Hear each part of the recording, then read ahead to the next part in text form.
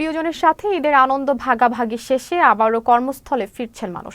তবে রাজবাড়ীর দৌলতদিয়া পাটুরিয়ায় এবার ঈদ যাত্রা অন্য যে কোনো সময়ের চেয়ে ভিন্ন মনে করছেন যাত্রী ও চালকরা। শনিবার সকাল থেকে কর্মস্থলে ফেরা মানুষের উপস্থিতি বেড়েছে রাজবাড়ীর দৌলতদিয়া লঞ্চ ও ফেরিঘাটে। ঘাটে যাত্রী ও যানবাহনের চাপ বাড়লেও নেই কোনো যানজট, নেই কোনো ভোগান্তি।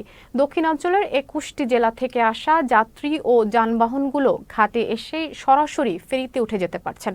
যাত্রীরা জানান, বিগত বছরগুলোর চেয়ে এবছরের ঈদ যাত্রা ছিল স্বস্তিদায়ক ঈদ যাত্রার সন্তুষ্টি প্রকাশ করেছেন তারা। দৌলতদিয়া লঞ্চঘাট ম্যানেজার মোহাম্মদ আবুল হাশেম জানান, সকাল থেকে যাত্রীদের চাপ বেড়েছে, তবে কোনো প্রকার ভোগান্তি নেই।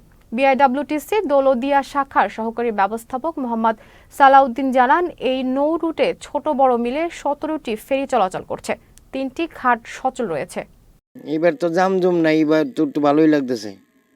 অন্য বছর তো ঘন্টা ৬ ঘন্টা ৭ ঘন্টা বইয়ে তেমন লাগতো। পরিবারের মা বাবা ভাই বোন শীত কাটাইছি দীর্ঘ টাইম। আগের মতো এবার কোনো সমস্যা নেই ফেরিঘাটে।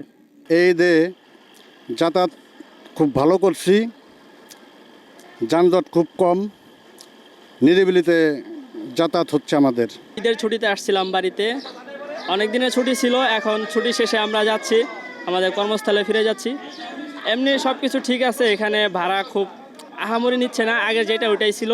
১.৫ বছর যাবৎ এই লঞ্চঘাট থেকে পারাপার হচ্ছি।